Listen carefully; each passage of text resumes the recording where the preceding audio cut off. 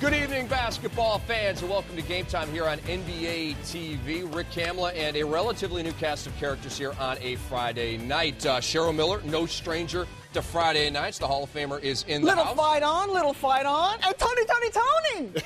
We got Antonio Tony. Davis here as well. AD, it is wonderful to see you, man. How you been? I've been good, man. Been watching you guys and enjoying some basketball, so I'm glad I get a chance to come in and talk a little ball with you guys. We got the amateurs rolling. We got the pros rocking and rolling. You better speak up. No, that's how he brings it, man. I know it is. He's I nice and smooth. I try to calm you guys down. You know, you guys can to. get wild, the two of you. So I'm here to kind of even things out a little bit. I like it. And our condolences go out to Yes. Steve Smith and his family. They suffered a loss. That is why Smitty is not here on this Friday night, where he typically is. So, Smitty, wherever you are, we're feeling for you and your family. Our thoughts and prayers go out to you and yours. And we press on. And the news of the day involves Allen Iverson of the Detroit Pistons, and probably soon not to be of the Detroit Pistons. He is an unrestricted free agent this summer. Here are his numbers with the Detroit Pistons: 17.4 PPG on 42%, far below his typically high Hall of Fame standards. He will miss the rest of the regular season. The Detroit Pistons are still leaving open the possibility of a return in the playoffs. Joe Dumars said this, and I quote, "After talking with Allen and our medical staff, we feel that resting Allen for the remainder of the season is the best course of action at this time. While he has played in our last 3 games, he is still feeling some discomfort, and getting him physically ready to compete at the level he is accustomed to playing this late in the season does not seem possible at this point." Obviously, Allen missed several games, I believe 16 with the back injury. And Cheryl, when Allen Iverson misses more than a quarter, it is a significant injury. Your thoughts on this? Obviously, AI, you will dearly be missed if this is his last game with the Detroit Pistons. We've had all kinds of season enders here. Al Jefferson, Amari Stoudemire, Michael Redd, some others that I'm forgetting, and now Allen Iverson. You know what, and I know there are a lot of people out there, and I know, Antonio, you can agree with me, that are thinking that, this is Allen Iverson shutting it down because he doesn't want to play, he doesn't want to come off the bench. But, you've played against them. If AI doesn't have anything severed, he's trying to be, keep himself on the court, but that's not the case. He is injured, and I think some of his comments about, maybe retiring if that whole situation, but they're going to miss him. I think so. When you look at it and you see what's going on, you kind of ask yourself the question, what's really, really going on inside? Is there some fighting there, which obviously maybe there is because he's not starting. But at the end of the day, I'm like you. Iverson wants to play. And if his back is hurt and they're supposed to shut it down, then yes, this looks great. But I think there's something underlying there, and it'll all play itself out pretty soon. It sure will. And for Allen Iverson, contemplating retirement at this point, and at least that was the quote. And you wonder if it was in the heat of the moment and, just maybe one of those emotional type of statements. And we hope so. We're all crossing our fingers. Can you imagine the NBA without Allen Iverson? I couldn't. AI said this, and this was after playing 17 minutes on Wednesday against New Jersey, a win for the Nets when AI had 4 points on 1 of 8. I watched that game. AI did not look right the whole game. He said, quote, "I would leave this game before I do this. I can't be effective like I know I can playing this way."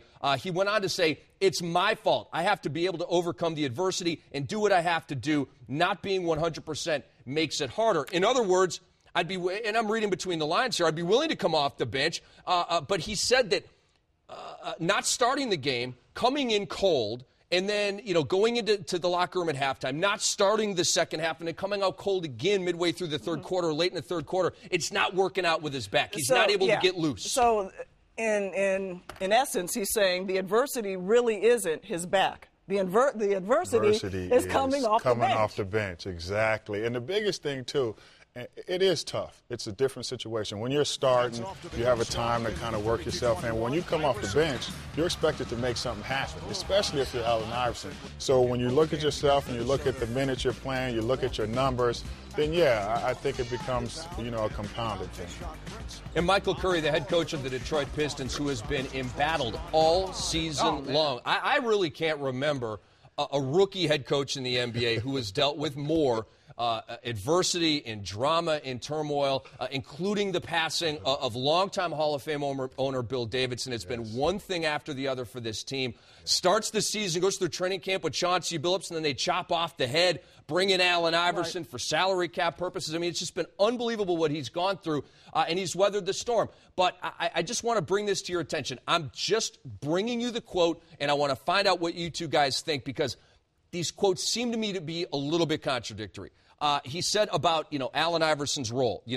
Basically he would come in late first quarter, play about till midway through the second quarter, a 9-minute chunk, and the same thing in the second half, a 9-minute chunk, about 18 minutes a game. He said Allen Iverson's coming off the bench at the backup too. He might get more minutes some nights when we can play Rip at the 3, but for the most part he's backing up Rip because we really like how Will Bynum has played backing up Rodney Stuckey.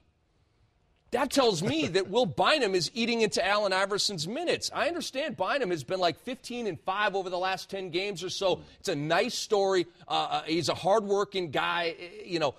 Had to work hard to get this role in the NBA. But come on, man, Will Bynum over Allen Iverson? I don't know about that either. I don't know. I feel bad for Michael Curry because he's in a no-win situation. He is. You've got an all-star and a future Hall of Famer who's hurt and not happy coming off the bench. And then, you're looking at trying to make this work. And, look, they're really in uncharted waters. I mean, they may not make the playoffs. I mean, that's a reality. And that would be a big-time blow. I think when I look at this team, it's like, are we getting these young kids and we're trying to rebuild, or are we trying to make a push and probably do something? And I think at this point, I think it's more the later. Mm-hmm. I think they really just kind of need these young guys to start stepping it up. And, obviously they're believing in them because they're playing them a lot more. So now they need to find some other pieces and make sure that they can start building, get back to that contending team. I think you're right, my friend. It is a transition year. And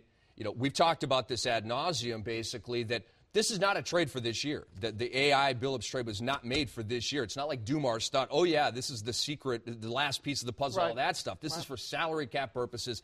And to speak on what you guys were saying, Detroit comes into this Friday night 2 games up on the 9th-place team. Detroit is 7th, half game up on Chicago. They're 2 games up on the Charlotte Bobcats. They may, in fact, miss the playoffs. You never know.